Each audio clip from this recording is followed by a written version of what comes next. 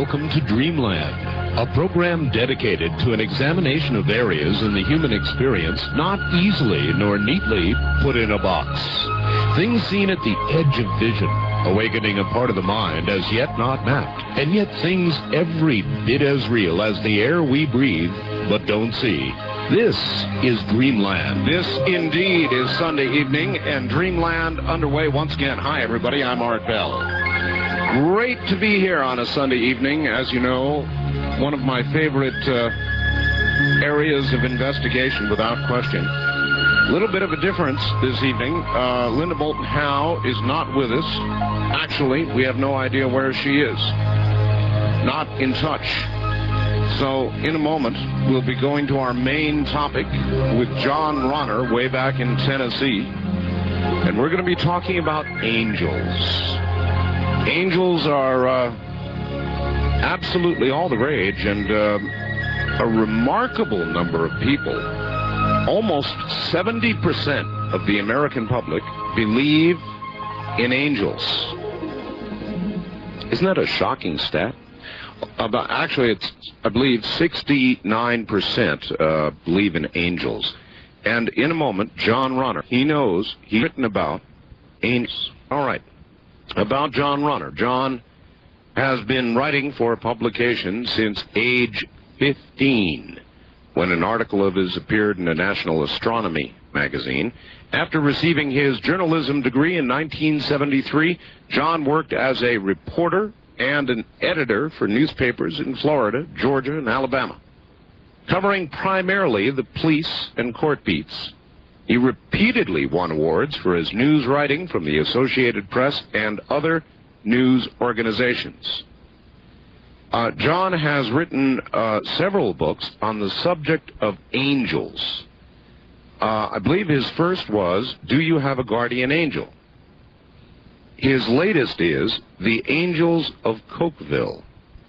And there have been more and more and more reported encounters across our nation with angels. So let's go find out about it. Here from, I believe, Tennessee. No, wait a minute. Let me put him over here. Here from Tennessee is John Ronner. John, are you there? I sure am, Art. Wonderful. You are in Tennessee, aren't you? Oh, yes, very much so. Okay. Right in the middle of it, near Nashville. It's been, what, John, about a year since we've had you on the program? Oh, I think it was about a year ago in April, yes. It's almost hard to know where to start, but I guess we could start with the survey. When was that survey taken, John, the one that showed almost 70% of America believes in angels? That was taken in December of '93. Time magazine, as some of the listeners may remember, did a cover story back in December of '93 on the phenomenon of angels. The country was just beginning to wake up to the significance of the subject. We still had most of the major television network specials lying in the future at that point, but people were beginning to realize that this was a topic worth looking at. In that particular survey, the 69% raised a lot of eyebrows that that large a slice of the population believed in the existence of angels. But also in that survey, 46% of the respondents, and this was a scientific poll, of course, that could be extrapolated out to the whole population, 46%, almost half, felt that they had a personal spiritual guardian. So you're talking about, well, my goodness, I mean, 40% of the American population, we got 260 million people in this country, so that's over 100 million there. And just over 30% felt that they had had interactions with this guardian spirit, whatever it was. Now, in other words, a close encounter with an angel of the third kind. Yeah, and of course, unfortunately, the poll didn't go into detail as to what kind of encounter that was, but other polls have, and they range from seeing a luminous being, you might think of that as the angel in its native glory appearing, hearing a voice coming out of thin air, warning you at an important moment to do something, or just comforting you, having an overpowering hunch to do something that seems against all logic at the moment, but later is the right thing to do, physical intervention, hearing celestial music, incredible coincidences that some people feel were made in heaven. There's an entire old category of stories in which people feel that angels disguise themselves as mortals in order to intervene, and the list goes on and on. So we don't know exactly how that breaks down from that poll, but other polls give us a clue. There's a lot going on out Why don't there. we begin with what is going to be a very hard question, but very important. All right. What's an angel? Well, actually, there is a strict definition that comes down to us from the medieval philosophers, and of course, this was their opinion. The philosophers felt that an angel is a superior spiritual being, and I guess for best results, we probably should just break that down. Superior, we're talking about something above us on the evolutionary scale. Of course, in medieval philosophy, evolution was not a concept yet, so to them it would be something, they would probably have said higher in the cosmic order. Okay, so I want to be very clear. I want to be very clear. This is not a former human spirit. Exactly. I'm glad you brought that up because there's a lot of confusion about that. In the strict definition, you're talking about a non-human superior being, a higher order of being, and you're talking about something in spirit form, not flesh. So, as I said, there is a case in which people feel that angels sometimes temporarily take on human form, disguise themselves as mortals in order to intervene, but that's a special case category. Huh. So, according to the strict definition, an angel is a superior spiritual being. However, the term angel, when you get out there in the real world and start asking people about their guardian angel, quote unquote, they'll come back with a lot of different types of experiences, and experiences with dead loved ones often get lumped into this angel encounter subject matter, so that they may say, hey John, let me tell you about my guardian angel, and I start listening to the story, and it turns out they're talking about a departed loved one that is looking after them, they feel. But although strictly speaking, that's not an angel, if you want to approach it loosely, you could say that might be a de facto guardian angel, if not a de jure guardian angel, not one according to the strict definition. Here's something that might interest you. I, of course, interview a number of people, experts in the field of UFOs and so forth and so on. And a couple of them that I've interviewed recently, John, have suddenly, inexplicably, begun to talk about angels. Yeah. And I kind of wonder if there's beginning to be a crossover in the field. Well, there's always been kind of a linkage there. I often get asked about that. Some parapsychological observers, I guess for want of a better term, have constructed the term EHE, exceptional human experience, as kind of a blanket term to cover all sorts of paranormal experiences, everything from angel encounters to UFO contactee cases and so on. I think what they're trying to get at is that the spiritual reality that is larger than our physical world encompasses a lot of possibilities out there, and as you said at the beginning of your program, it's not always easy to wrap all this stuff up into neat little packages. Sometimes there's a crossover. Well, what about the perception of the person having the experience? In other words, if we have a fairly heavily religious person who has an experience with an entity, are they not likely to, in their own mind, say, this is angelic or this is from God? Oh, sure. Yeah, obviously, versus somebody, maybe even a UFO buff, who will see something and say, aha, an E.T. It's perfectly human to frame experience in one's own frame of reference. I mean, in the near-death experience, for example, religious figures are often viewed, and especially when the being of light, this superior spiritual being that is very much angel-like, it's overwhelmingly loving, profoundly wise. It can appear at the time of, say, a life review, where you see every tiny action of your life played out in front of you for purposes of moral or spiritual evaluation. And a person may come back having experienced this awesome being of light as a superior spiritual being, and they may put labels on it according to their own beliefs. They may say, well, I saw Jesus, I saw God. Or they may just say, I saw an angel. If they're a secular person, they may say, I saw a being of light. Hindus who have had near-death experiences have often reported that they saw Yama, the judge of the dead, and so on. So the labels may vary. But the thing that's interesting is, at least with the appearance of the luminous being as a component of the near-death experience, they very often report, they seem to be describing the same thing, which is kind of intriguing. Intriguing and comforting. in a way. Yeah, well, you know, everybody's searching for some sort of proof that there is a life that extends beyond this one. And by the way, in all the studies you've done, John, how sure are you that there is a life after this one? Oh, that's a great question. I would say this. Personally, I'm convinced of it. I don't want to sound like a true believer. I don't want to sound like an ideologue, because I'm none of those things. In fact, I'm opposed to being that sort of thing. I'm not a fundamentalist in any stretch of by any stretch of the imagination, whether in the religious or the non-religious realms. But I personally, yes, am convinced. I've seen enough to satisfy myself. I would agree with the skeptics out there that there is no scientific proof that a spiritual realm exists, in the sense that we've shown it beyond a reasonable doubt, as the lawyers like to say. But I would feel that, again, to use a legal term, there is a preponderance of the evidence in favor of a spiritual realm, and that anyone who takes a little bit of time to investigate it on his own will, I think, come to the same conclusion. What we have out there is not proof, but circumstantial evidence. And, you know, there's a difference between proof and evidence. We don't have, in other words, we don't have a smoking gun. No proof. All right, if I were to ask you telltale signs. Right, if I were to ask you for a guess and say, John, do you think if proof ever comes, it will come in the scientific area, or it will come from an exploration of our own mind, in other words, some turn inward?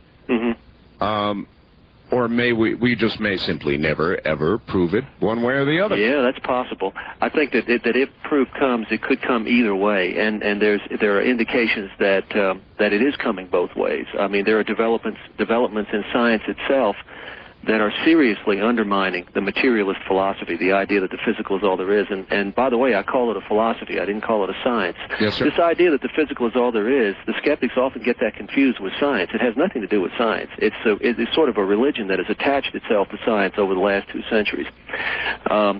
What I'm referring to when I say scientific developments, I'm talking about things like quantum physics, that branch of physics that deals with dimensions smaller than the atoms. It's shown us that the external universe out there needs our consciousness to be real. Those subatomic particles are not discrete little BBs that are independent of us.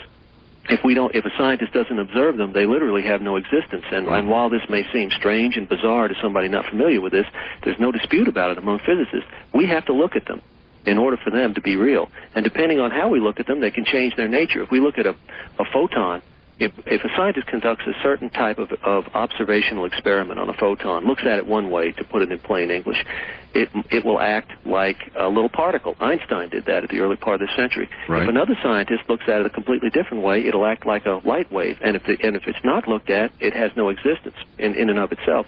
This is quite shocking. And Niels Bohr, the great mind in physics in the 20th century, he had this in mind when he said that anyone who is not shocked by what quantum physics has to say about the world has not understood it. And this one little development here has shaken materialism at its root. And you've got the Gaia hypothesis, which indicates that some sort of planetary intelligence may be in effect guiding and causing the systems of the Earth to interact with one another to maintain conditions suitable for life. You've got the anthropic principle coming out of astrophysics, which suggests that we appear to be living in a designer universe suitable for human life against incredible odds. And any one of these things we can go into later if there's more time. Oh, there's time. All right, fine. Radio has a luxury of time. I'll hold you right there for just a moment, take care of a little bit of business. My guest is John Ronner, and John will be back in just a moment. Now to John Ronner. John. John, I'm not sure how to approach this. There is something that I call the quickening.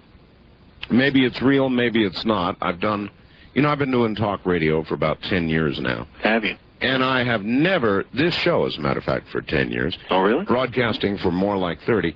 But in the last 2 or 3 years, I've begun to notice what I call a quickening of events. More earthquakes, more bad weather, more wars in scattered places, more of just about everything you can name, political events, social upheaval, all of it. Everything that's going on seems to be accelerating. And so I just call it the quickening. It's just, a word. But I wonder if it might fit into those who would somehow or another end up helping us. End up what? Helping us. Helping us. Angels. Yeah, I think, well, what came to my mind when you were talking about that was the fact that I think that our world is in flux, and we clearly see signs of that. I think even the materialists would concede that. You've got a technological revolution. We've gone from Kitty Hawk to Voyager in about 70 or 80 years. Exactly. To me, mankind is in, or humankind is in a stormy adolescence right now. We've had a long childhood stretching out for thousands, even you might argue hundreds of thousands of years. We're in a stormy adolescence, and I think we're headed toward a more mellow adulthood shortly. And we shouldn't be too discouraged by the. I think Shakti Gawain pointed out that you know, you can look at all this turbulence one way. You can be distressed by it and say, oh, this is terrible. The world's going to hell in a handbasket, and that's the usual way that people look at it. Sure. Or you can take the positive look and say that, well, we're kind of working out our problems, and you don't do that without a little bit of dislocation. As far as angels, the way to relate angels to this, I would say that one of the ways that our society is in tremendous flux is that materialism as a philosophy, this idea that physical is all there is rapidly fading as the major, the dominant belief of the intellectual elite of our culture. They're rapidly shedding this for reasons we just went into in the last segment. A lot of people are coming around to the idea that, well, just take a look at the climate today. Couldn't it also, John, have a lot to do with the graying of America now? As you get older, you tend to realize your own mortality more, and so you think about it more. And I think there's a tendency for most of us who develop normally to become more spiritual as we get older. The process is called maturing. I think this is happening in the culture at large. I think the intellectual elite is changing its mind about the basic nature of reality, and I think you see signs of this change of mind. You see it in the media, for example. Last year, we had a whole raft of specials on angel encounters in which the spiritual and the metaphysical is given the best. I would say that the spiritual and metaphysical subjects are getting the best press today than they ever have in my lifetime. And I have a clear memory going back to the early 60s. And I can remember in the 60s as a teenager sitting on the front porch of my duplex in Alabama, reading the newspapers or whatever. If anybody dared to express a metaphysical experience, heaven help them, because they were immediately surrounded by they were immediately followed in the print report or the broadcast by an expert saying they had seen the planet Venus or the. Oh, John, I could tell you so many stories. John, we're at the bottom of the hour. Hold on, we'll be right back to you. Believe me, doing a standard 5-hour per night talk show on regular subjects during the week and then doing this on the weekend gives everybody in the world an opportunity to take a cheap shot at me. I'm used to it. We'll be right back. And, John, we're back on again. As I was saying, I've done this for 10 years, John, and I find that I'm going to continue to examine the kinds of areas that I have been for years now with shows like this one, because I think whether it's extraterrestrial visitors, and the question is whether there is life elsewhere, which to me has always seemed probable, or we're talking about life after death, these are probably two of the most important questions mankind strives for as long as he is alive to answer. I mean, they really are, and so I'll keep examining them, and I'm sure that you've had plenty of people come after you, too, in your time, kind of chuckling and laughing, and it's an easy, cheap shot. Well, the existential questions are always going to be with us, and we've really got a choice of universes here. If the materialists are right, then we live in a meaningless, accidental universe, and all of our spiritual lessons, which we have learned at great cost over our lifespans, are for naught. It makes no difference at all. That's right. If they're right, then the universe is essentially meaningless. Now, I know the existentialists, they argue that you can still put your own meaning into life, and that's true up to a point, but to me it's small potatoes, it's thin gruel to compensate me for the fact that my whole universe is meaningless. And it also, I want to get back to what we were talking about a while ago. The heartening thing about this is there is some circumstantial evidence out there to suggest that a spiritual realm actually exists. You don't have to be credulous. You don't have to be empty-headed, as some skeptics often suggest, in order to believe in all of this. Let's take the near-death experience, for example. This is one of the things that impressed me so much as a young man. I couldn't. One of the first things I noticed during all of the hoopla about the near-death experience in the mid-1970s, which caught us all by surprise. Very few of us at that time had ever heard of it. I certainly hadn't. Of course, you have the initial stage of the out-of-body experience, and then the journey through the tunnel, which is kind of like a halfway zone between the physical plane and the spiritual realm. Then the person having the near-death experience emerges into the world of light. There they interact with departed loved ones who preceded them in death, and sometimes this superior being of light, this angel-like being of light that we talked about earlier, which sometimes is described as angelic, sometimes as a divine figure. You have the life review, where you see every tiny action of your life in all of its many small details, almost like a morality play, a theater in the round, completely surrounding you in Technicolor. You're right in the middle of it. For many of us, that is a terrifying prospect. It can be terrifying, it can be exhilarating, it can be a combination of both, because you suddenly, for the first time, get into the heads and the hearts of everybody around you, and you see the implications of everything you've done, good and bad. And of course, the people who have had this life review experience have often come back saying that the one thing that struck them the most about it was that all of the things that we consider so important and so big tend to be very trivial and unimportant during the life review when you're looking at it from a higher consciousness.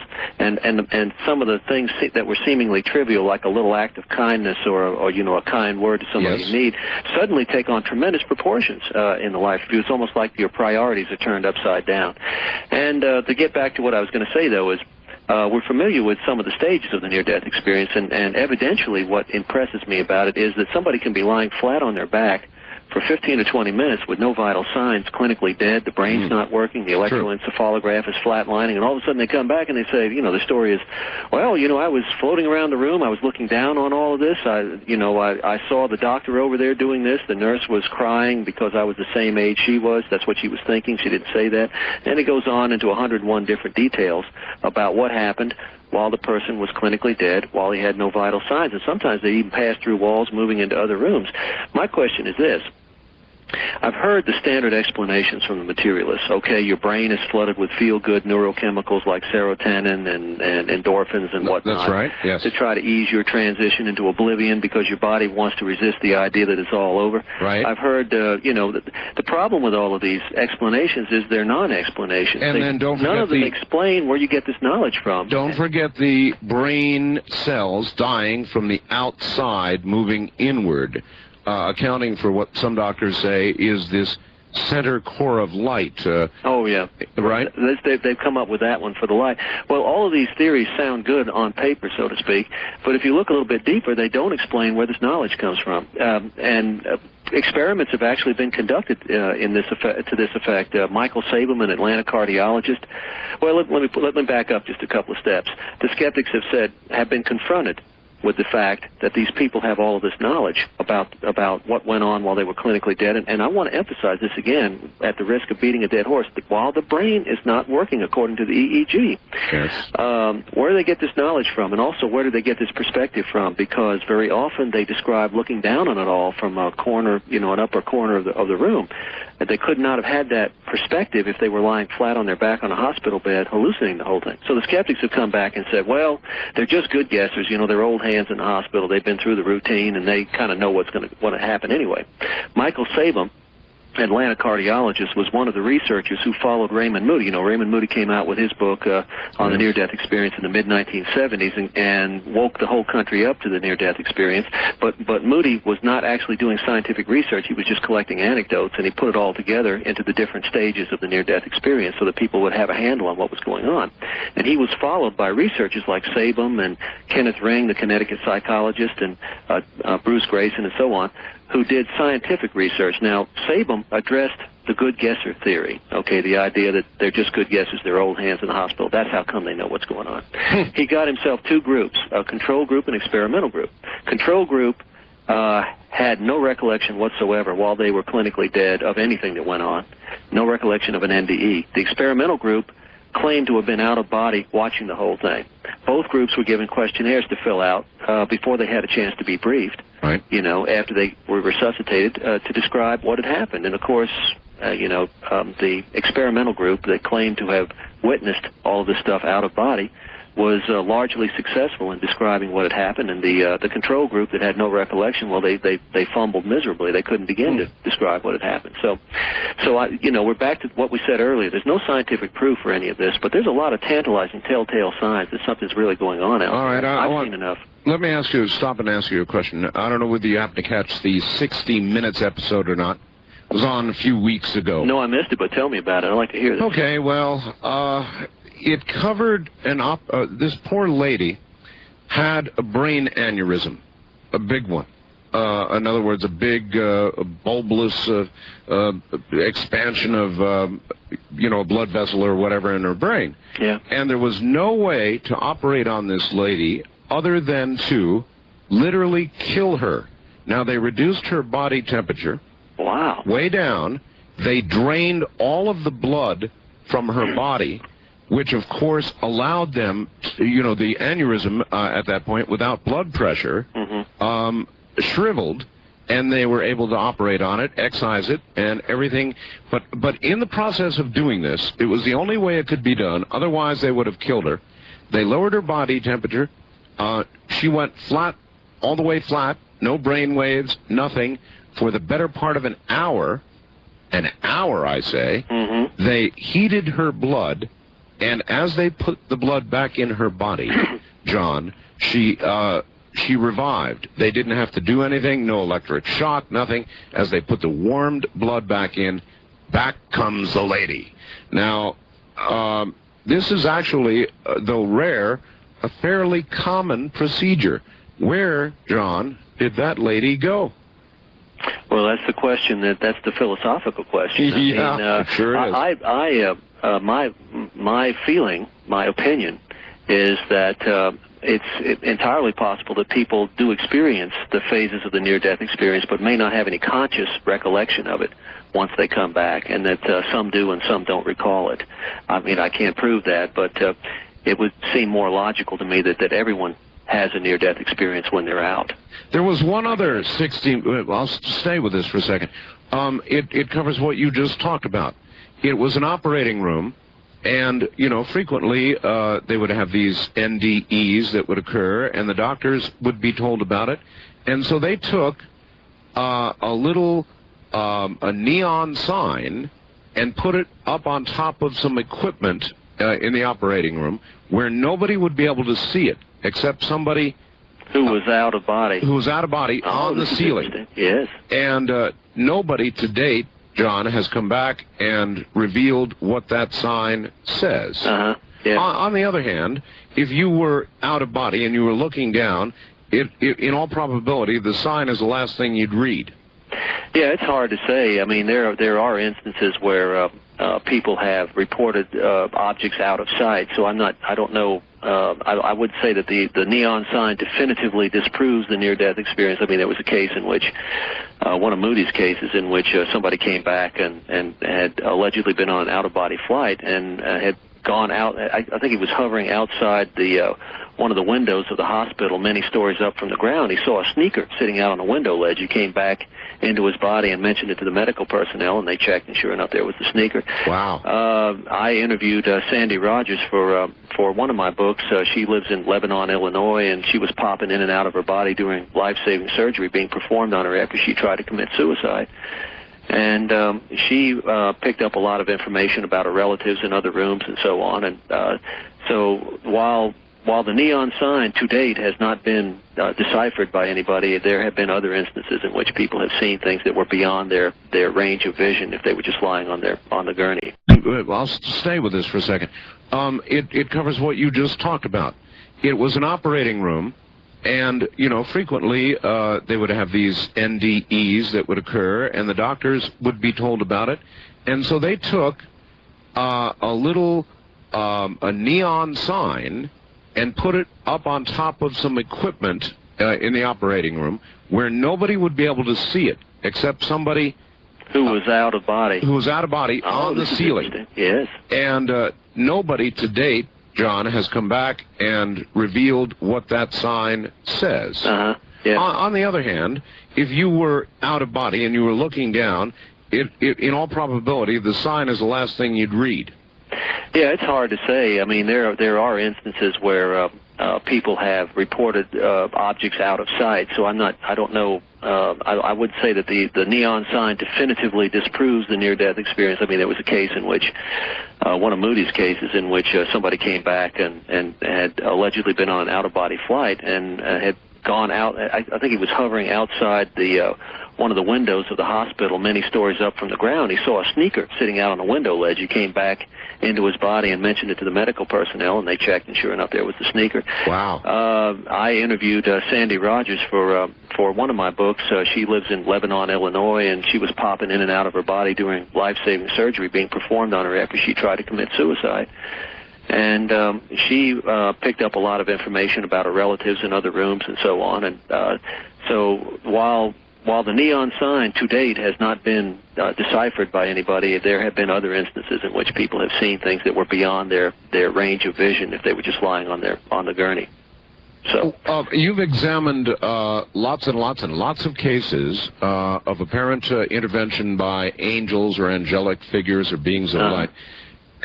If I were to ask you, which I will in a second, to recount to us in some detail the very best one or the best proof you've ever heard to date, I wonder what you would say. And in a moment, we'll find out what he says. Now to John Ronner, subject angels. John, what would you say is the best case? Well, I tried to list a few candidates here. I took this particular story for the new book. In fact, I titled the book "The Angels of Cokeville" after this. Cokeville is a small town in Wyoming, a ranching community. Back in 1986, a psychotic genius by the name of David Gary Young, he had an IQ of about 180. To give you an idea what we're talking about here in terms of intellect, an IQ of 130 is 1 in 100, an IQ of 140 is 1 in 1,000.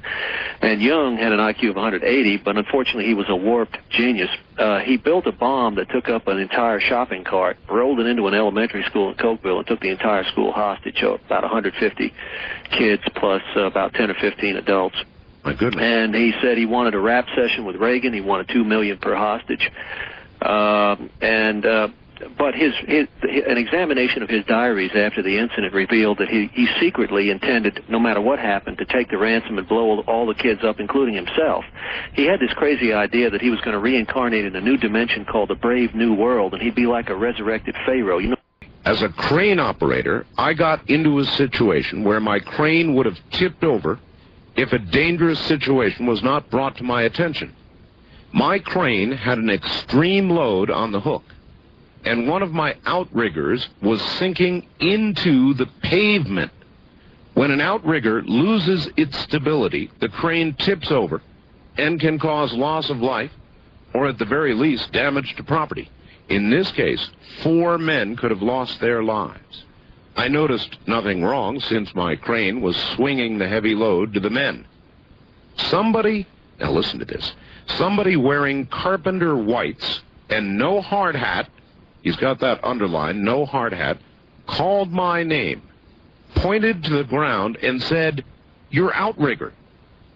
I saw that my crane was about to go, and I was very busy swinging the heavy load away from the lives in jeopardy and was able to keep it from tipping.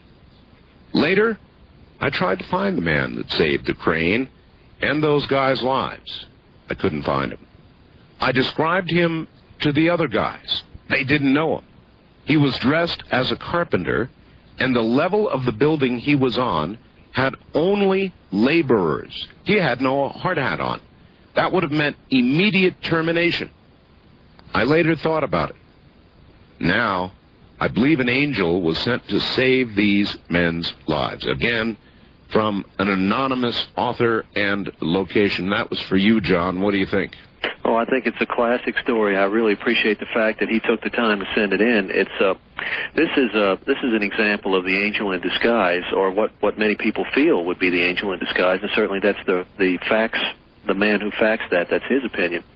In this kind of category of experience, the angel looks like a human being, acts like a human being, but there are so many uncanny little details surrounding the incident that by the time it's over, as in the case with this crane operator, the person is convinced that this could not have been a human being after all, despite the fact that it looked to be that way. Wouldn't it almost be necessary, on occasion, they would disguise themselves in a form that we would understand so as not to totally throw the person off? Yeah, I'm glad you brought that up because I forgot to touch on that. Right, what the crane operator feels was an angel in this case disguised himself as a carpenter in whites, and yet there was no hard hat on his head. And oftentimes there are anomalous little things like this. In a typical angel in disguise story, you might find yourself broken down on a deserted road. The helper tends to appear out of nowhere at a critical moment. You didn't notice him coming, and then disappear again at another critical moment. When your attention is diverted, once the assistance is rendered. Another little key feature of this, which happened in this incident, is other people never see the helper, just the person who needs to see him. It's a widespread. It's reported on a widespread level there, and the skeptics have a hard time with this one, but it's pretty common out there, and I guess to get a handle on this, it reminds me of the old TV series Highway to Heaven with the late actor Michael Landon playing the angel Jonathan Smith, who looked like a human being, but tended to hang back and let people solve their own problems. He would be the catalyst for change, but would not take drastic action himself. All right, here's another fact. This might be a skeptic from Honolulu. Okay. Jeffrey, he says, all right, John said that we have to look at, quote, them, end quote, to be real. I don't see you on the radio, and yet I believe you are real. If angels are so real, why hide? I would like to get some help. I need help, and they hide from me. That's from Jeffrey. That's a good point. I want to point out, and I'm going to get into that. One of the things that we have a danger of losing sight of when we talk about these spectacular experiences is that there's some kind of spiritual elite out there having all the experiences, and the rest of us are just kind of sitting on our hands looking around waiting for something to happen. I don't think that's the case. I think we're all surrounded by spiritual forces. We're immersed in it, and we are touched by the heavenly and by the angelic. The challenge for us is just to pay more attention to what's happening to all of us. I think we're all affected by it. I don't think Jeffrey's left out, or I am left out, or anybody else. My sister has had lots of dramatic experiences over the years, and I've had relatively few, and those that I've had have been subtle. But I consider myself a part of all this also. We're not sitting on the bleachers. We're all in the playing field. And the more you pay attention to this phenomenon, the more it comes into your life. I think, first of all, we're all affected by meaningful coincidence or synchronicity. That's probably the most common way that the other side touches us in our day-to-day life. You know, William Temple said, when I pray, coincidences happen, and when I cease to pray, they stop happening. And people who have kept diaries of synchronicities in their life have noticed that they have increased in frequency and in intensity. And what were you going to say, Art? Well, I was going to say is what I would generally call intuition, or a very strong intuitive feeling that if I do this, I'm a dead duck. That's another good example. Yeah. Is that an example? I think intuition, the hunches that we have, are another very, very common way that we're all affected by this phenomenon. Probably the most dramatic example of a hunch type of experience that comes to my mind immediately was a lady in Wisconsin who, let's see, how did that go? Her two sons were out on a joyride, and all of a sudden she was seized with this horrible feeling of dread that they were in mortal danger, and without really understanding why, she found herself bursting into tears. She flopped on her bed and started crying and praying for their lives. She had no logical reason to do any of this. A short time later, the two boys come in. Their faces are pale, and the story is that their car had been surrounded. Their car had stalled on a street and was surrounded by an armed, hostile gang, armed with baseball bats and guns, banging on the windows of the station wagon with a full force pounding of baseball bats on these windows for 2 minutes. One kid was in the back seat with his head right close to the window, just inside, of course, and as he happened to kind of glance outward, he saw the head of a baseball bat come down with full force on the outside of that window, and it hit the window. The window didn't crack, The window didn't spider, but the baseball bat cracked in two when it hit the window. Something the kids felt was keeping the windows from cracking or spidering or even shattering. Protecting. Now we can argue, we can argue back and forth about, gee, maybe that's a little far-fetched, John. Are you trying to say that the Angels turned that car into an armored presidential limousine? Well, we can't prove that happened, but we do know that their mother, on some level, was keenly aware of the danger that they were in and prayed for them, and perhaps that prayer had an effect on saving their lives. Eventually, they got the car started and they got out of there, got away from the gang members. Hey, John, have you heard any stories about angelic appearances with reference to the big explosion in Oklahoma City? Well, you know what? I heard, I caught just a passing reference in just a garden variety news report. There was so much mega information coming out of there. Somebody had mentioned an individual who claimed that an angel had led him out of the wreckage through some kind of corridor or whatever. I don't know if anybody else out there in Radio Land heard the same account. I was intrigued by that. I've had people ask me whether or not I thought that a lot of spiritual experiences occurred in that disaster, and all I can say is, well, I have no way of knowing, but usually in times of great disaster, all sorts of paranormal activity occur. If nothing else, a lot of people are aware on a subconscious level of the disaster and steer clear of it. David Booth, Cincinnati office worker, had terrible nightmares 10 nights in a row. This is back in the mid-'80s, and let me see how that went. After 3 or 4 nights of this, well, what he would dream is he dreamed that he saw an American Airlines. It was a DC, American Airlines DC-10. He saw that much in his dream, a jumbo jet, taking off in a slow ascent from an airport, and then he watched an engine break off from the wing. Then he saw the plane flip over and come upside down back to the ground. There was a huge orange fireball, and he'd wake up crying. If this happened 2 or 3 nights in a row, he couldn't stand it any longer. He got the FAA, Federal Aviation Administration, and they didn't treat him like a nut. They took him seriously, and they interviewed him, trying to figure out what in the world, where was this flight? When is it happening? Right, sure. And unfortunately, these visions are right brain phenomena. The intuition comes in through the right side of our brain and doesn't give us a lot of facts, figures, and details. He had a lot of visual detail, but not a lot of numbers and names to put on it. He didn't know it was American Airlines, and he didn't know it was a DC-10. Anyway, American Airlines had too many flights. It just couldn't pinpoint it. So the nightmares went on 10 nights in a row. On the 10th night, Booth had his last nightmare. The next day, Lindsay Wagner, the actress, and her mother were about to get on board American Airlines Flight 191, taking off from Chicago's O'Hare Airport. Right. And all of a sudden, Ms. Wagner, who was known for her intuition, was seized with this overpowering feeling that she should not get on this flight. And she, for reasons she couldn't explain, but she trusted her intuition, she just walked away from the plane with her mother. A few minutes later, this Flight 191 took off, and an engine broke off, the plane flipped over, came down inverted, orange fireball went up, just exactly as Booth had seen it in the dream. And unfortunately, all 273 passengers on board were killed. It was the worst aviation disaster in North America up to that point. That's incredible. And Lindsay Wagner walked away from that? She walked away from it. And to get back to what you were saying, though, originally, and what I was saying, I feel we're all affected by this phenomenon. With most of us, it's a subtle thing. Well, okay, let me stop you, John. That's the problem. I'm a kind of a halfway white-knuckle flyer, Oh, really? Yeah, in other words, when I get on a plane, and I think this is most people, it occurs to you, this thing could crash. Anytime you fly, what goes up could come down. And you could end up like Apollo 13 out there halfway to the moon and nowhere to go. Yeah, well, that's more or less right. And so I always worry about it, and I have a sort of thought, and I try to trust my intuition, and I always go those little flicks, and you're never really sure. In other words, it should be, before you walk away from that flight, and I've thought about it a few times, it should be a true, overpowering feeling. Is that right? Not just sort of a gentle worry. Well, the people who have powerful intuitive experiences will usually report that that there's no doubt in their mind about it. I've had one. It's not a vacillating. No, that's right, John. I've had one. I've had one, and it came at me like ocean waves so strongly I could not ignore it.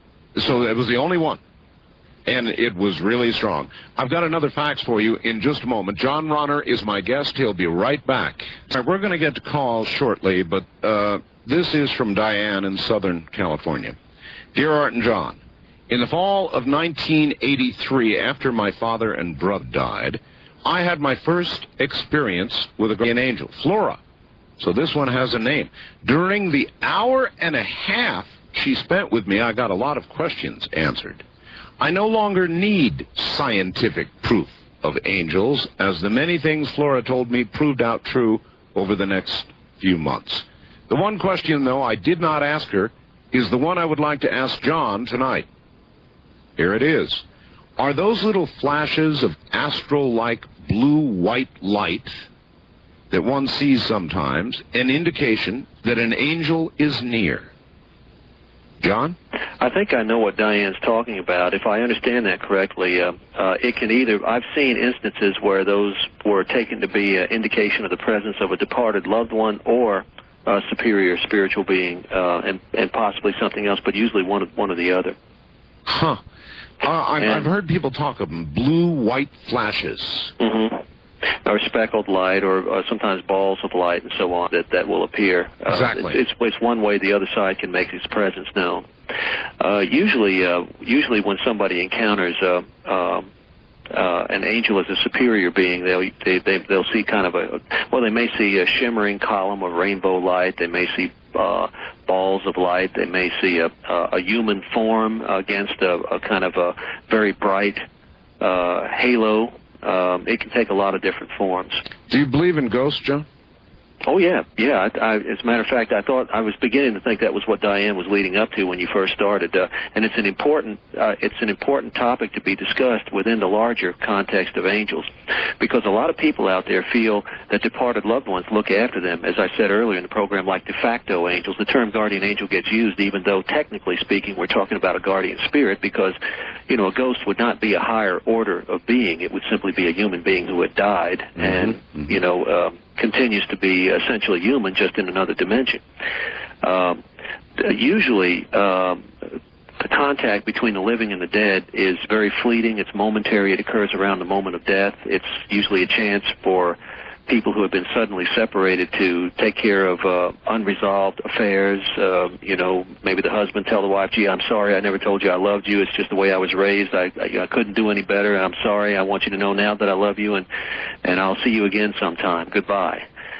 It's also a chance, these moment of death contacts are also a chance for us to answer for our loved ones the two great questions. Does life go on after death, which addresses the fear of oblivion. That's one of the two great fears in our culture. And the other fear, of course, is the fear of hellfire. So we get the fear of oblivion from one end of the spectrum, and we get the fear of hellfire from the other end of the spectrum. Hellfire. So in other words, the person that the dead appear and they say, "Look, I'm alive. Look at me. Life goes on. There's no oblivion, and also I'm not in pain. Everything's fine. You don't have to worry about me, and I love you. I'll see you again sometime." And that's the end of it. However, in a minority of cases, people feel that a relationship forms and continues, sometimes indefinitely, and sometimes for a few years, sometimes just for a few months after death, in which there's repeated contact and sometimes a sort of guardianship that begins. I spoke with a widow in Florida who felt that her late husband continued to make repairs around the house in the same way he had made them when she was alive. I talked to another lady who felt that her husband rescued her in the middle of traffic one day when a car pulled in front of her, and she froze up and was unable to take any evasive action, and her late husband materialized in the car and jerked the wheel so that it went into a ditch and so on. But whatever kind of form it takes, Art, this thing is very common. I mean, Andrew Greeley, the famous Roman Catholic priest and sociologist, most of us know him through his novels. He asked 1,467 Americans in '73 if they had ever felt that they were in touch with someone who died. And 27% said, well, yeah. So that was 1 in 4 saying yes, they felt they had been in contact with the dead. And among widows and widowers, it was even more startling. 51% said yes, a majority. That's 1 in 2. And Greeley went back 10 years later and did the same survey with another scientific scientifically selected group, and the numbers were even higher. They went up into the 30s overall, all right, and into the 60s among widows and widowers. All right, John, hold it right there. We're at the bottom of the hour. We'll be back. Yes, we're about to begin taking phone calls, so get ready. John Runner is my guest. The subject, angels. You heard me talking about the photograph that we've got. Are there any photographs of angels? There are. I'm not aware of angels having been photographed per se. Well, sometimes I've run across people who feel that they've seen patterns of angels in clouds and whatnot that they photographed. I'm sure it's happening. Just because I don't know about it doesn't mean it's not happening. No one's ever sent you one. Excuse me? No, nobody's ever sent you one. No, I haven't run across it, but it's probably happening out there. Spirit photography, of course, has a long and colorful, checkered history, and I don't dismiss it. I do think that that overall it's valid. Of course, there's been a lot of problems with fraud and so on, but still, I think in sum it's a valid thing. All right, I want to go to the phones, John. Let's take some calls. East of the Rockies, you're on the air with John Runner. Where are you calling from, please? Oklahoma. Oklahoma. Welcome to the show. Thanks. Well, first I was going to mention... Okay, hon, I can barely hear you. Talk into the phone good and loud for us. Okay, can you hear me? That's better. Okay, first I was going to mention the Alpine... the advertisement that you have. Yes. I have some of the Alpine 150s in my house. Yes. And I was just going to tell the people out there that they really are neat because, like, if you have, like, a little doggy accident or a baby accident or whatever kind of accident and it makes, like, the couch smell or the floor smell, you can just aim that thing right at it. And I know. I've got one, too. So, anyway. Anyway, I was going to ask him, do angels, people that see angels, they're not with these craft and flying saucers and everything like that, are they? Well, Pete, that's a good question. In other words, where are all these angel encounters coming from? What types of people are having the experiences? Yes. That's a really good question. We haven't even touched on it at all tonight. This phenomenon crosses the board. You have people who are traditionally religious, you have people who are secular, you have metaphysically oriented people, all sorts of people having these experiences. And what has really surprised even me is that this interest in angels and the experience of them is almost becoming a global phenomenon. One of my books, Know Your Angels, was recently translated into Japanese, and I would never have thought that the Japanese would be interested in this, but I suppose they have their own Buddhist traditions. I know that you have the Bodhisattva in Buddhism, which is a mortal who has broken the wheel of karma and yet chooses to remain on earth. It's very much angel-like in order to help others with their evolution. So it is interesting that certainly within our neck of the woods, all sorts of people are interested in this phenomenon. All right, this one, another fax. Would you ask your guest, Art, about angelic appearances on the battlefield and the appearance of the war witch in odd moments during combat? Never heard of the war witch. Well, that's an interesting expression. The war witch is probably colloquial just for, any kind of spiritual event that occurs on the battlefield. Oh, yes. Battlefields are places of great stress. And whenever you have a lot of stress, you often have metaphysical experiences because, now the skeptics say, well, you have metaphysical experiences in times of stress because the mind's snapping. But I like to think, I suspect, that what's really happening is that stress puts the mind spontaneously into an altered state of consciousness, which enables us to perceive other realities that our normal waking consciousness doesn't make available to us. So battlefields are places of great stress, and so you have a lot of experiences. In World War I, many of the soldiers along the Allied war front were claiming to have seen angels and saints and whatnot during an Allied retreat from Mons, Belgium. That became a very famous series of incidents, and many of the older generations still remember that to this day. Closer to our time, Raymond Moody, the near-death researcher, interviewed a gentleman who, during World War II, was being approached by a strafing warplane, and as the bullets, headed straight toward him, kicking up the dust, he was, feeling horrible, a terrible fear, feeling that he would die, and all of a sudden, he was within the aura of something beyond himself, a very pleasant, calming aura, and he suddenly felt totally at peace and wonderful. And he heard a voice speaking to him out of thin air, and it said, "I'm here with you, Reed. Your time has not yet come."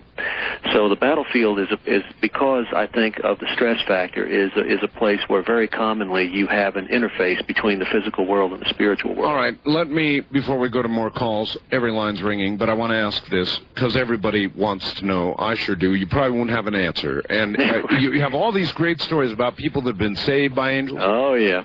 I know it's coming. Yeah, sure you do. But there are so many children in Oklahoma City, children across the nation, innocents, wonderful people, killed, no intervention. They're just killed. Yeah. Just like the plane crash we just talked about a while ago. I mean, Lindsay Wagner walked away from the plane, but where were the angels of the other 200 plus passengers? Yep, that's the question. That is it. Why do angels go on vacation? You know, why is my angel working, but yours is out to lunch? That's good. Why? In the book of Acts, you have Stephen is stoned, but a couple of chapters down, Peter is freed by an angel. I think, first of all, as you said, there isn't really no answer to this. It's been asked for thousands of years, and I've never come across anybody that had a completely satisfactory answer. I'll throw a few things out, and with no hope of it really totally satisfying. Right. Some people have pointed out, well, first of all, a lot of bad things that happen in this world are of our own making. Let's not start blaming God and angels for World War II. World War II, for example, got started because nationalism ran wild and racial hatred ran wild and infected millions of people. And you ended up with trillions of dollars worth of damage and millions of lives lost, all man-made. Secondly, people have pointed out that there's a very popular metaphysical theory that we come into this world deliberately with a choice, by choice, that we have our life roughly sketched out or mapped. We have a life plan. We choose to have certain experiences before we incarnate. Now, this is, I'm not saying yay or nay to this theory. I'm just throwing it out for discussion. And that we may choose to experience tragedy, maybe a long wasting away from cancer, to teach us what it's like to be helpless and to have others love us and care for us, or vice versa, to learn how to care for others who we love. Some people have argued, Emerson, for example, talked about the law of compensation. The Hindus call it karma. The old-timers just say what goes around comes around. This is another idea. This is the idea that what we put out into the world, that the world is our mirror, and what we put out into it is reflected back to us by whatever we put out in word or deed comes back to us. Kind of an elegant way of saying God's will. Yeah, well, it's the idea that we create a lot of the misfortune that comes to us is a reflection of what we have put out into the world. Unfortunately, this sometimes degenerates into blaming the victim. So without further ado, let me just wrap it up by saying that there are a lot of theories out there. I don't find any one of them totally satisfactory. I wouldn't trot them out in front of somebody who had just lost a child or just had some kind of terrible tragedy occur to them. I would say this one final thing. A lot of people, when they ask this question, are really asking, why did it happen to me? It's not a broad philosophical question for them. It's just a personal thing. Is God mad at me? Do the angels hate me or whatever? And I just have to say, I can't, from the bottom of my heart, I cannot believe that we live in the kind of universe that would deliberately visit negative things on people. All right. West of the Rockies, you're on the air with John Ronner. Hi. Hi. Where are you calling from? San Diego. San Diego. Okay. Yes. What brought you to studying angels, and what is your belief in a supreme being?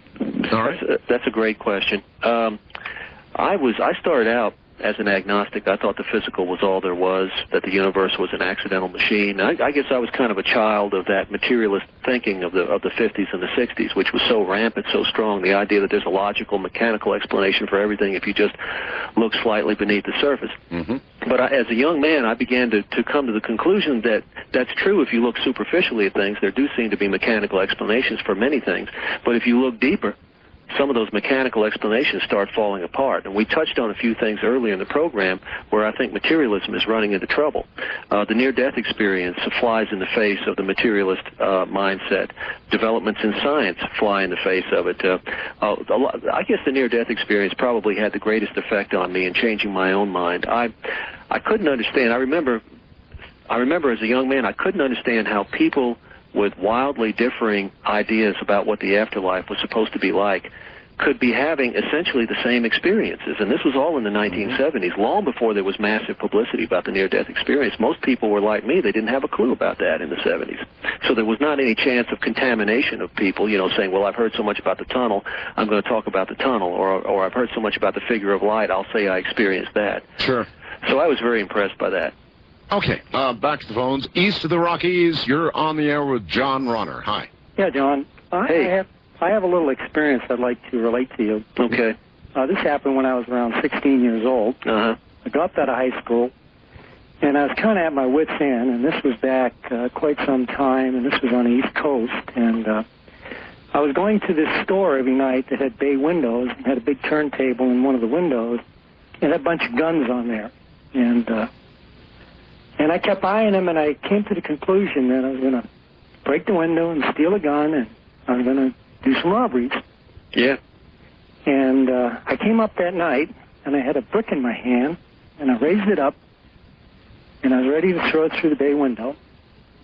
And those little doors that they have for loading up the showcase, there was a policeman there in full regalia with his hat and his badge on his hat, and on his chest, his badge, and he was just looking at me.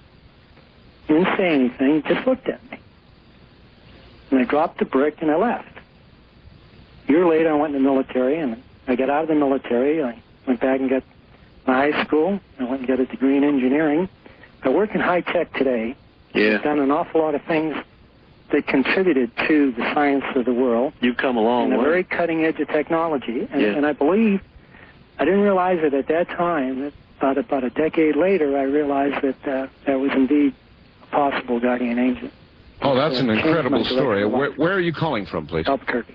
Thank you. That's an incredible story. And it was a pivotal time in his life, and just turned him around completely. If you want to talk about being at a crossroads, where the road forks and you can go one way or the other, that story certainly exemplifies that, doesn't it? Exactly. Was that policeman an angel? It's entirely possible.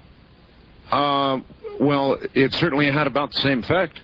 And you could either be the mysterious stranger type incident, it could be a meaningful coincidence, it could have been an actual policeman there, you know, who knows, but certainly his life was changed. All right, John, hold on. We'll be right back to John Runner. He's our guest. You know the numbers. Get on the phone. You may think you're home 033. John, are you ready? I'm ready. Here comes somebody else. Okay. West of the Rockies, you're on the air. Yes, my friend, fellow Gemini. Yes, sir. Yes, sir. I have a question, a statement, and a quickie little story. Question is, the Bible, for those that read, clearly states that God says not to get involved, do not seek, look for, or try to contact spirits or the dead. All right. It is. How do you respond to that, John? Basically, he's saying the Bible says don't do what you're doing. Well, I think some of the biblical writers were of that opinion, but the ancients had different opinions about that both ways. The contact, first of all, there are some people who are troubled by the idea that you might want to try to summon the dead. I think Saul got into trouble in the Old Testament for, going to the witch of Endor to conjure the Judge Samuel, and then he was rebuked by Samuel as a result. That may be as much because Saul defied the will. I'll give a quick statement because I know you're limited on time. You're talking about intuitive. Yeah. I've led my life that way, and sometimes even take it for granted as something that I have seemed to either learned or acquired early in life. I ride motorcycle, so you got to be very conscious, but I take it in every form of life activity. I would be on the road and I think, no, I'm not going to pass this vehicle. No, I'm not going to change lanes. It was just like a mental game or a gut feeling, I guess, for lack of better words. And sure enough, had I have done what most people or you commonly see people do, or maybe done yourself, yes, there would have been an oncoming obstruction of some form or another in the road. Another quick story here. I probably shouldn't mention the person's name because they're no longer living to defend what I'm saying, so you just have to take it at face value. This happened many years ago with a famous short man, black entertainer. Got to be quick, sir. We were at a dinner club. A blonde gentleman come up to the table and said, "Sir, God loves you." And this person was so moved by it, he did his best to get a hold of the head waiter and the people of the club and said, "I want to thank that blonde man for saying that." Yes, sir, we have no blonde waiters. All right, well, we'll hold it there, and I'll extend that. There are all these stories going around, John, about the hitchhiker. Mm-hmm. Gabriel's horn. The millennialist hitchhiker. Yeah, that's right. End is near. That's right. Mm-hmm. Some of these things are categorized as urban legends in that I personally have never personally interviewed somebody who has experienced that. I'm not saying it hasn't happened, but the buzz that I get is that people are having trouble actually pinning down these stories to find out, to actually get a name of somebody that you can speak with who says they had that type of experience. But I'm not necessarily throwing cold water on it. I just have not personally interviewed anybody myself, nor do I know of anyone who has interviewed somebody personally who has had that story. I have. Have you? I've had I've had calls, John. That's okay. why I asked. All right, east of the you would have been west of the Rockies. You're on the air with John Ronner. Hi. Hello. Hey. This is Nancy in Seattle. Hi. I had a couple of questions. One of which was, I hear a lot about angels, and I've never been particularly religious or not religious. I guess agnostic is where I'd fall. But John, here's one for you. A missionary deep in the South American jungle had been trying for some time to convert a local tribe to Christ. No success. The chief finally had enough of these trespassers and brought a full division of warriors down on the missionary and his family. They spent the night in prayer, ready for deliverance or death. Unexpectedly, the warriors just left without harming them in any way. Later, when on more friendly terms, the missionary asked why he didn't attack. Well, the chief said that he was outnumbered by his army. The missionary was puzzled, but the chief assured him the hut was surrounded by an army in bright white robes holding flaming swords. Have you heard that one? Yeah, there's a whole class of stories, Art, just like that. I think Billy Graham in his particular book was talking about John G. Payton in the Pacific Ocean's New Hebrides island chain. Yes. Had a similar experience like that. Very often, missionaries have reported that they were under duress or whatever, and that when attacked by hostile forces in their area, they received angelic help that was not visible to them, but what they found out later was visible to the attackers. There's a whole class of stories just like that. East of the Rockies, you're on the air with John Ronner. Where are you calling from, please? I'm calling from Oklahoma, and I'm listening to KFH in Wichita, Kansas. Wichita, Kansas, all right. I wanted to tell a story about my mother. She had a premonition or a dream the night before my grandfather was in a mining accident. His men had gone down and set a charge the day before, and the charge didn't go off, so he went down to check it himself. Well, anyway, in her dream, she dreamed that he was in an explosion and that he was hurt badly. Well, she went to take his lunch to him and begged him to come home, and he wouldn't come home. She told him what, she had dreamed, and he didn't come home. And they went on, she and my grandmother went to Pittsburgh, Kansas, and they had to come find them because he had been blown up in an explosion in the mine. He lost his eyesight, and his body was all blue where the shot went into his body. And he almost died. A little Catholic nun took care of him and kept him alive for 6 months. But then, when he was 81 years old, she told me I was pregnant with my son and had to go back to Wichita and couldn't stay with her while she was taking care of him at home.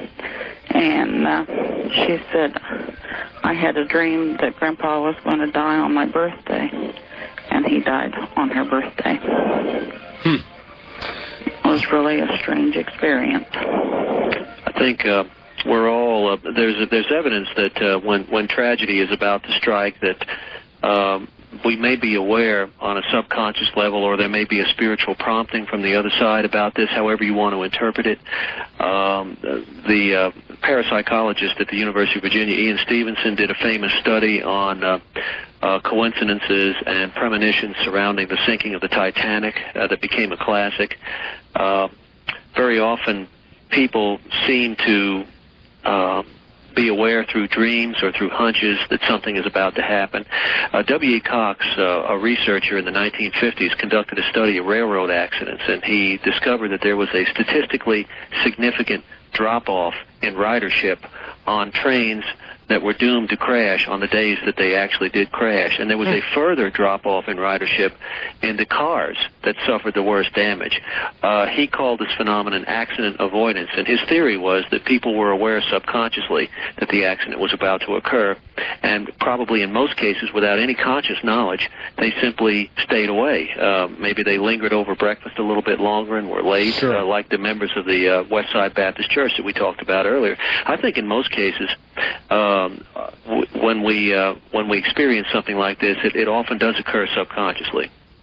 Let me ask you for a second about the dark side. We talk about near death. We talk about angelic appearances. Yeah. But there is the dark side, John. There are people publishing books relating stories told with much more hesitantly about going to hell. Mm-hmm. Yeah. There was a lot of criticism, Art, of the near-death experience some years back. It became kind of all the rage. You might have even treated the subject on your own program. The criticism was, well, the near-death experience is just too warm and fuzzy. Everybody's having a wonderful time. Isn't anybody having a bad time in the afterlife? And there was a lot of examination about that issue in different programs. I think what has happened. Well, first of all, let me say this: what's so bad about the overwhelming or the great majority of average people who are neither Al Capone nor Mother Teresa having a rather pleasant time of it in the afterlife? If we live in a sane universe, wouldn't you expect that? Nothing's wrong with that, John. No, of course not. I'm very encouraged by it. But the other may be there. Sure, yeah, and I was coming to that. Nevertheless, there is some justification in raising the point. Doesn't anybody have a negative experience? And the answer is yes. I think what's been happening is that in the early stages of near-death investigation, most of the people who were being interviewed were rather typical average people, as I said, neither saints nor horrible sinners. Now, upon closer examination, we find that people who are above average wrongdoers very often do report rather negative experiences. Jack London told the story of a gentleman who was in solitary confinement in San Quentin and had a metaphysical out-of-body experience and near-death experience during that time, and in which he experienced a life review that we talked about early in the program, saw all the tiny actions of his life. And as you alluded to earlier in the program, he was aware of all the negative consequences, and it was a painful experience for him. I can just imagine what it would be like if you were, say, Saddam Hussein, who had started the Gulf War and cost 100,000 Iraqis their lives. We're not talking about the injured now. We're just talking about all killed. People who were buried alive in those berms when Schwarzkopf's tanks went over there, and remember that we read in the paper about how they roll over these barricades and just bury these guys alive. They did, yes. And to be Saddam Hussein, this is just speculation, and you're having a life review, and suddenly you are aware on an intimate, empathetic level of every tiny bit of suffering that you have caused to everybody, and you're seeing it, you're feeling it from their heart. That would be quite a hellish experience. As a matter of fact, near-death experiencers going through the tunnel phase, first you have the out-of-body phase, then they tunnel through this dark passageway on their way to the world of light. Right. Sometimes they have reported kind of looking to the side of the tunnel, so to speak, and seeing a drab, gray zone around the earth, peopled with numberless spirits kind of shuffling around, looking sad, weighted down, burdened, almost as if each person has his own problem. Some people shell-shocked by a violent death and not realizing they're dead. Others running addictions that they ran in physical life and never dealt with, and maybe alcoholics hanging around a bar trying to vicariously get the pleasure of the alcohol and so on. I remember in particular one instance where a lady who had a near-death experience noticed in this gray zone on her way to the light, she noticed a young businessman kind of walking down the street, and he was in the flesh, alive. Right. And hovering over him was the specter of a gray-haired woman who was waving her finger in his face as if trying to lecture him or tell him what to do. And the near-death experiencer said that she got the impression that lady, that spirit, was his mother, still trying to boss him around in death as she had in life, and was unable to let go of that. Of course, in spiritualism, there's a long tradition of belief in the idea that 1 minute after death, we're very much the same as we are 1 minute before death, and that is to say we take all of our virtues with us and also all of our baggage, and if we have enough baggage, too much baggage, we according to this theory, and that's all it is a theory, we remain earthbound, unable to ascend, unable to get to the light. So if you look a little bit deeper, not all the near-death experiences are warm and fuzzy.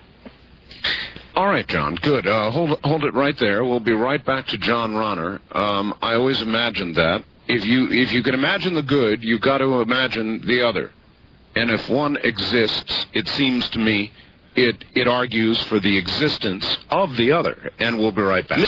3. Back now to John Ronner. John, are you there? I'm here. All right. A lot of phone calls, so let's keep going. East of the Rockies, you're on the air with John Ronner. Hi, where are you calling from, please? I'm calling from San Francisco, California. You're on the wrong line. Oh, I'm sorry. So that's quite all right. Now we'll go west of the Rockies. You're on the air with John Ronner. Hi. Hi, Art. You got the Washingtonian Druid up here in this KONA country. Yes, sir. Tri-Cities, I believe. Yes, that's correct. I just wanted to call you up there and kind of warn all your listeners about this type of stuff. There are a lot of evil angels out there, and sometimes they like to cause a little bit of mischief now and then. Had some experiences beforehand with this type of thing, so you kind of want to watch out because they do tend to cause a little havoc now. Well, all right, that's a good point. I remember the old Disney movies where you got the good little guy over here and the bad little guy over here. John, are there any cases you could document of the bad little guy leading people into a disaster instead of the other way around?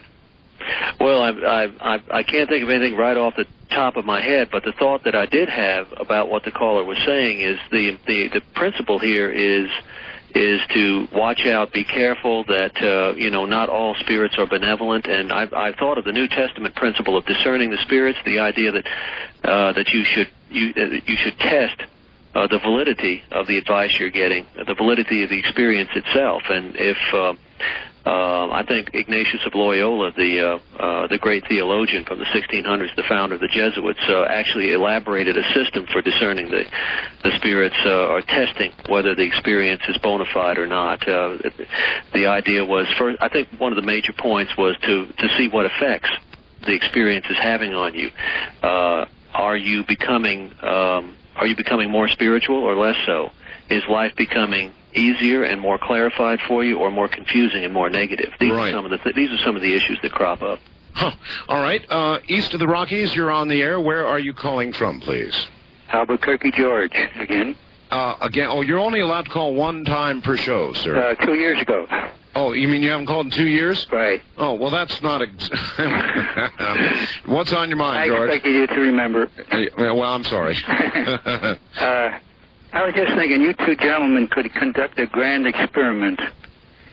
Art Bell, you have a tremendous audience, and if you could ask them all to meditate on an improvement of a certain kind that could be verifiable, and Mr. Parr could help you with that. John Ronner. All right, he's talking about an experiment. Have you ever thought of doing that, John? I've done that. For example, I have taken a little object, I think it was a pen, and balanced it on my table, knowing I've got millions of people out there. And I said, come on, everybody, let's push this pen over. Stupid pen sat right there. Is it like that with angels? I mean...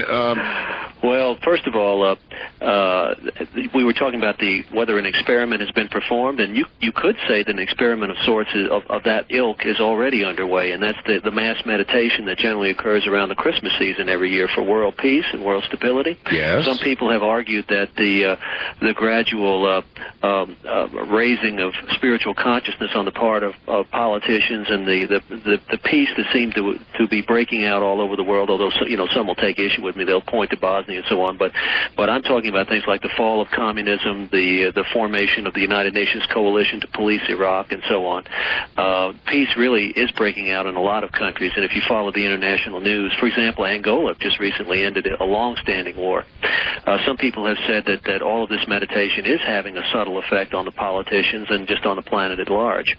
I suppose it would be bad karma to try and get together and meditate on causing a blood vessel to break in Saddam's head, eh? Yeah, and that gets back to that. You just jogged me on the original point of this whole thing.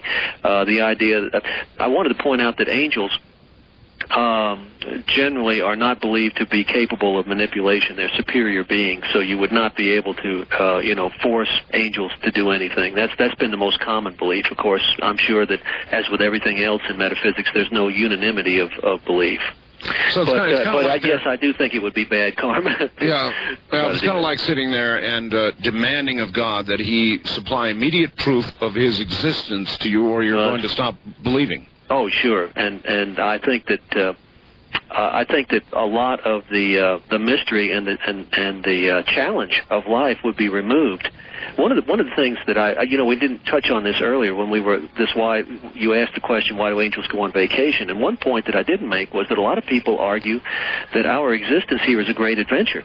And if anytime you're going to have a great adventure, things have to go wrong. If every time you did a show you had a 100% rating, whether it was a great show or a middling show or a bad show, you'd be bored stiff after a few days. That's true, John. We'll be right back with whatever it is we've got going right now, and it's good. Stay right there.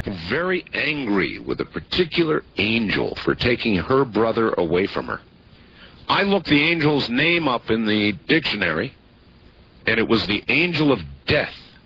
I can't remember the name now. Prior to the accident, my husband was blinded by a ball of bright light. Our explanation is the sun, because he cannot justify anything else. I know better. My son's greatest gift to me, the many people he knew and the family, is the absolute knowledge that death here is not the end, but just the beginning of something else. I hope it helps other parents whose children have left at a young age. Look for the meaning and purpose for that child's life, and look at all the people affected by their short existence. It does help, but the pain never goes away. That's Deborah in Seattle. John, you're back on. Yes, that was quite a story. In the accident, I was unclear about whether anybody else was hurt when the son was killed. Well, they don't say the extent of the injuries of the sister. She apparently was okay, I guess, because she was by the bedside of the brother for several days. Yeah, I'm not coach. All right. The books themselves are probably pretty widely available. They've been in the chains for years. Do You Have a Guardian Angel is the original book. That's the old favorite. It talks about many of the things we've covered in this program. I wrote that way back in. You can get that in most major bookstores, and many of the minor ones. It's been a bestseller for some years, and it's got pretty widespread distribution. And I wrote that one first back in '85 when I was a young reporter, and I wanted to do a journalistic treatment of the subject of angels, because many of the books were kind of strident religious tracts, so forcefully putting forth this author's viewpoint or that, and I thought, gee, it would be nice to rise above the fray and just provide journalistic objective information to the extent I could. I'm sure many criticize you for that, don't they? Well, I think I'm sort of immune to all of that. I've talked to all kinds of groups, everybody under the sun, all the way from the mainline denominations and to spiritualists and so on. And I think the one thing that immunizes me from criticism is that I don't try to tell people what to think. I want the people to do their own thinking. It's the one thing I wanted to get away from when I wrote Do You Have a Guardian Angel in the first place. If this was going to be a book that didn't tell people what they had to believe. And in fact, the title itself, Do You Have a Guardian Angel, is a question. It's not a flat statement ordering you to believe in angels. And then the next book, Know Your Angels, the Angel Almanac, came out in '93, and that's like a mini encyclopedia of the subject. And the newest one, The Angels of Cokeville, I've encapsulated a few of those stories tonight. That is a collection of what I consider to be the outstanding angel encounter stories that I have ever run across in the last 10 years of talking to hundreds of people about it. Excellent. All right, back to the phones. East of the Rockies, you're on the air with John Ronner. Where are you calling from, please? El Paso, and I got a low battery on my side. El Paso, Texas. All right. Kind of in between the Rockies. Anyway, I'm sure you've heard, I think I heard you mention it once before, but that light theory at the end of the tunnel? Yes. Yeah. It's a trick, according to people. It's true, sir. Thank you. Let me relate this, John. An old friend of mine who is a UFO buff, almost the granddaddy of UFO investigation in this country, John Lear, the son of Bill Lear, the Lear jet guy. Once said that it had been said to him, and he passed on to me, and it has driven me crazy ever since. He said, don't go to the light. It's a trick. Go to the darkness. I have never been bothered so much by a statement in all my life. And it seems so easy. Light is good. Darkness is bad. Yeah. It's a trick. Go to the darkness. Any comments? Well, some people out there have misgivings about the being of light. They feel like it's the devil in disguise tricking them. And there's some mentionings. I think a lot of this comes from some of the New Testament writers mentioned that I think perhaps it was Paul, certainly one of the New Testament writers mentioned that the devil can disguise himself as an angel of light, and I think that's caused a lot of fear and trepidation out there. But I also like to point out that one of the most famous appearances of a being of light in the history of our Christian culture was the appearance of a being of light to Paul of Tarsus, the number 2 man in Christianity, when he was on the road to Damascus to persecute the Christian community there. He was, knocked off his mule, blinded for 3 days, according to the book of Acts, and later interpreted the experience as being Jesus after his death, appearing to him and asking him why he was persecuting him. So I think we come back to what we were saying earlier, and that is it's just a matter of using spiritual discernment, not accepting every metaphysical experience that comes down the pike, but being selective and gauging it by the effect that it has on you. What kind of direction does it put you in? First-time caller line. You're on the air with John Ronner. Hi. Hello? Hello. All right, let me turn my radio off. Turn it off. That's good. Do that right away. Where are you calling from? Just a second. I gotta reach around the corner and get the radio. All right. There, it's off. All right. Where are you, sir? I'm in Florence, Oregon. All right. I hear you out of Portland. Okay. I don't know where to start. I believe in guardian angels because I've had one. My family's had one for years. Whether I have it now or not, I don't know. My wife died in October, and it may have been her guardian angel. Anyway, I got my job through the guardian angel. The guardian angel told my wife where to look for the job, and I got my job. When I retired out of the service, I got my house through a guardian angel.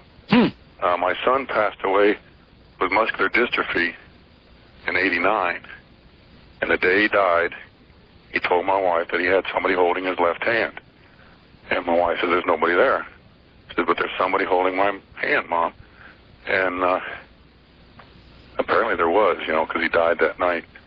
And but there was many cases in my family where the guardian angel helped us. Never got us the greatest things, but always kept us right on the verge of disaster. You know what I mean? Yes, thank you. John, it begs a good question, and that is, he said he thought the guardian angel might have been his wife's. Now, does it seem true to you, John, that guardian angels follow one particular person versus another, and then when that person is gone, and then so is the guardian angel? Would that?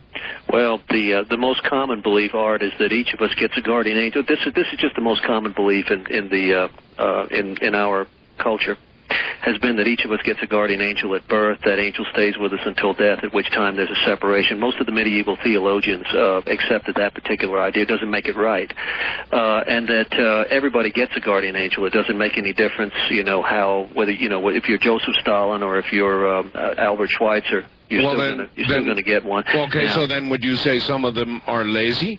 Some of them are no-count guardian angels versus ones that will stop trucks and stop accidents? In other words, this goes back to the what happened to the other angels, right? Yes, yes. Yeah, I would say that most of the things that we talked about would apply here. And here again, I keep coming up with other little ideas, one of which that we didn't mention earlier is that some people come into this world more just better wired to interface with other realities than the rest of us, and they may be picking up signals that some of the rest of us can't pick up. It may be that the other side is trying to get through, but just can't with some of us and can with others. One thing that the gentleman from Florence brought up that I'd like to address real quick. I know time's running short. He talked about how his son had died in '89 with MS. Yes. And the day he died, he was talking about how he felt someone was there with him holding his hand. Right. One thing that we haven't touched on in this discussion is the deathbed vision, the idea that there's a genuine medical phenomenon that in their dying moments, dying patients will suddenly perk up and begin oftentimes speaking in an animated way with somebody in the room with them that nobody else can see. That's right. And by listening, it's an incredibly startling experience for the onlookers. And for those who listen to one half of the conversation because they can only hear the dying patient talk, it becomes clear that the patient feels that someone is there in the room with them to escort them into the beyond, to take them at the moment of death and lead them on. Sometimes it can be an angel that they may be just feeling that they are with. It may be a departed loved one who is there. To give you an example of that, James Moore, the famous tenor, was on his deathbed dying, and all of a sudden he perked up and he said very excitedly, "Mother, what are you doing here?" His mother had been dead for decades. And then he went on to say, "Oh, wait a minute. You're not coming to me. I'm coming to you." "Well, wait, Mother. Hold on. I'm almost over. I can jump it. Wait." And then a few moments later, he slumped and he died. John, I'll hold that thought. Everybody, when you listen to this, and I hope that you do listen to it, and this is why we do these kinds of programs. You need not automatically believe, but one would hope that you would be open-minded enough to listen and to allow it to enter your brain and rattle around with everything else you've heard. Angels? Huh. Silly? I don't think so. I hope you're listening carefully. All right, back to the phones. John, we've got very little time, but east of the Rockies, here's somebody in El Paso, Texas. Hello there. Hi. You're on the air, sir. Okay, thanks. John.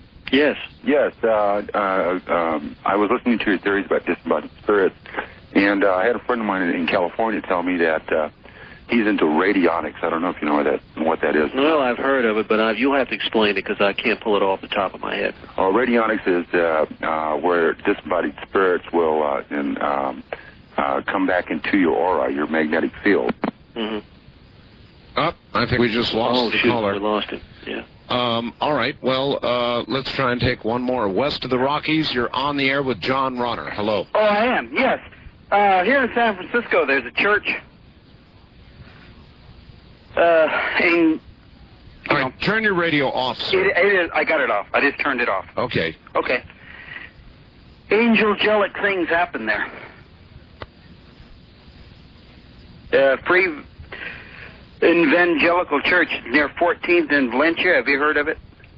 You're saying angelic things are happening at an evangelical church in San Francisco, right? Yes. There's been healings. Actually, yes, I've heard of that. I really have heard the rumors. How long has it been going on? Oh, it's been going on at least 10 or 12 years. All right. Well, that begs a question. John, do angelic things tend to happen around churches, or is the incidence of angelic assistance simply widespread?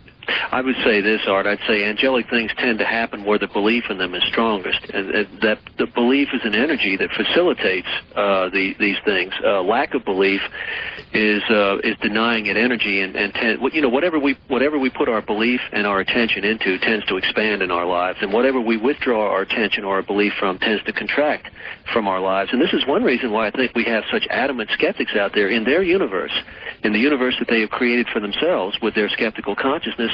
There are no healings. There are no miracles. So in other words, there are no visitations. Those who say it's a bunch of baloney are liable to experience that reality for them. If they begin to open their minds, I think it will start coming into their lives. But as long as their minds are closed, I think it will stay away from them, yeah.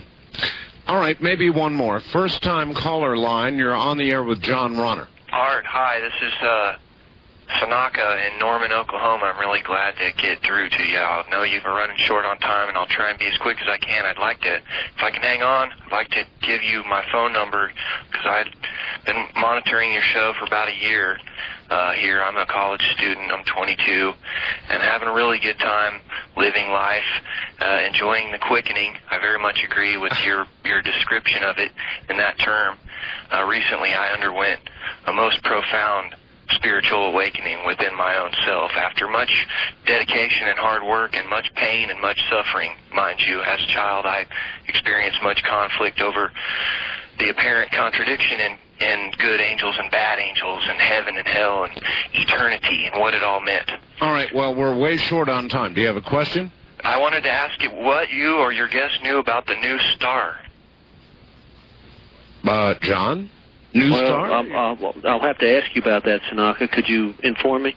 There is one new star. The only mention I've heard of it so far has been on the G. Liddy program, and all he did was read the 25-word or less AP wire, which said, basically there was a new star. It took 18.5 million years or something like that for us to see it. All right, are you talking about you're not talking about a nova. You're not talking about a nova where a sun goes over. John, we're out of time. Okay. We're out of time. I mean, that really is it. We've got to go. John, all right. It has been an absolute pleasure having you here. John, we will have you back again. Thank you very much. Thank you, John. John Ronner on Angels. Good night. And thank you all very much. I'm sorry, there is never enough time.